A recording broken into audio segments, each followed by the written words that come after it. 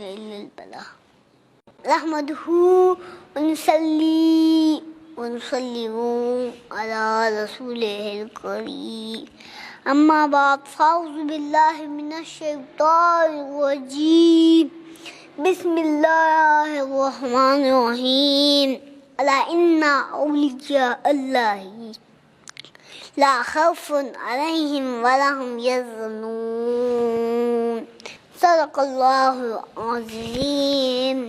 آج میں جس موضوع کو لے کر آپ کے سامنے بولنے کی ہمت کر رہا ہوں وہ ہے شان اولیاء انداز بیاں۔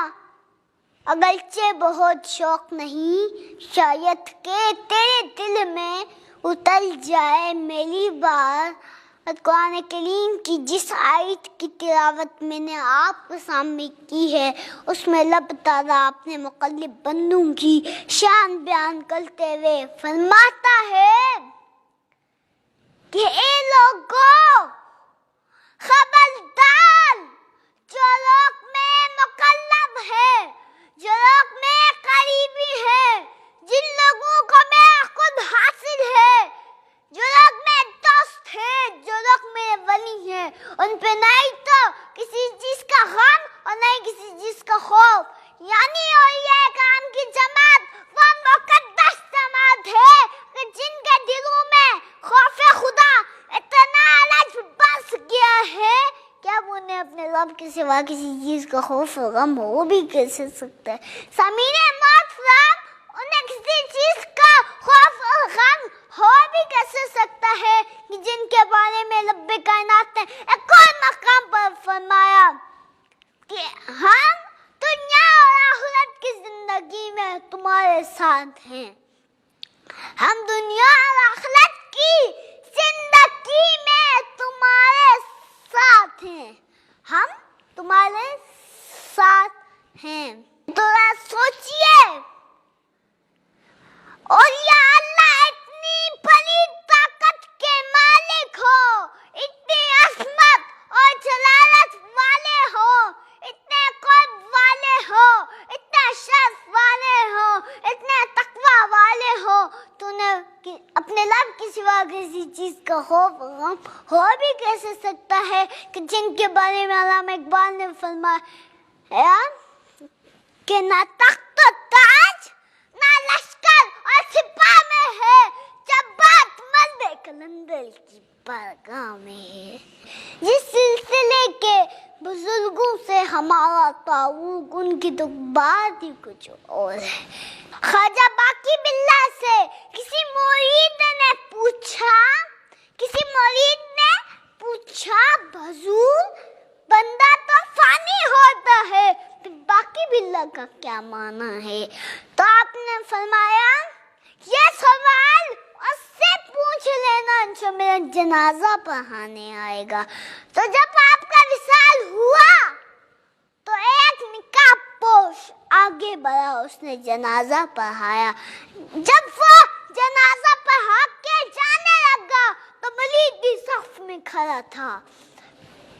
اس نے بھاگ کر جا کر دامن پکڑا اور عرض کی حضور چاہتے چاہتے یہ بتاتے چاہیں کہ فنا کیا ہے بقا کیا ہے۔ جب اس نکاح پوش نے اپنا نکاح پلٹا تو دیکھا حضور خواجہ باقی باللہ خود تھے، تو اس نے حیران ہو کے پوچھا حضور یہ کیا؟ تو آپ نے فرمایا یہ جو لیٹا ہے وہ فنا ہے، یہ جو پڑھا کے جا رہا ہے یہ بقا ہے۔ احباب ذی وقار اولیاء کرام کو بارگاہ خداوندی میں کس قدر قرب حاصل ہے اس کے بارے میں آقا کا ارشاد سنیے۔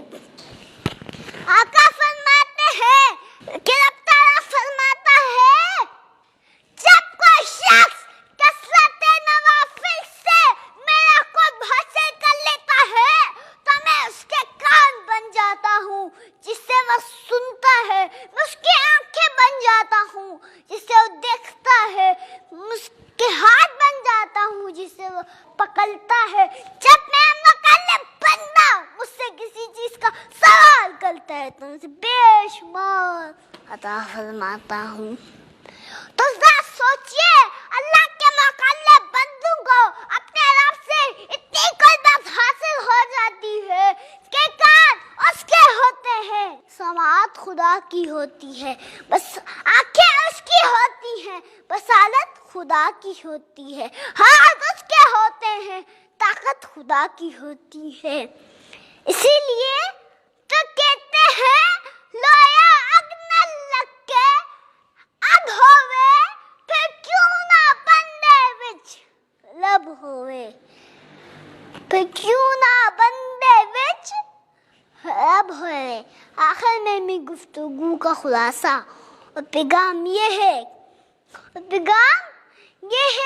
کہ اللہ کا فرمان کونوا مع صادقین پر عمل کرتے ہوئے کسی اللہ کے ولی سے دوستی کر لو، کسی درویش کا دامن تھام لو، کسی حق پاس کے قدموں سے لپٹ جاؤ، کسی اللہ کے ولی سے دوستی کر لو تاکہ تمہارا ایمان، عمال اور تقوی کی حفاظت ہو جائے، تاکہ تمہارے ایمان، عمال اور تقوی کی حفاظت ہو جائے، تقوی کی حفاظت ہو جائے. اللہ تعالیٰ سے ہمیں دعا ہے کہ وہ ہمیں اولیاء کرام کی اطاعت اور فرما برداری کی توفیق عطا فرمائے.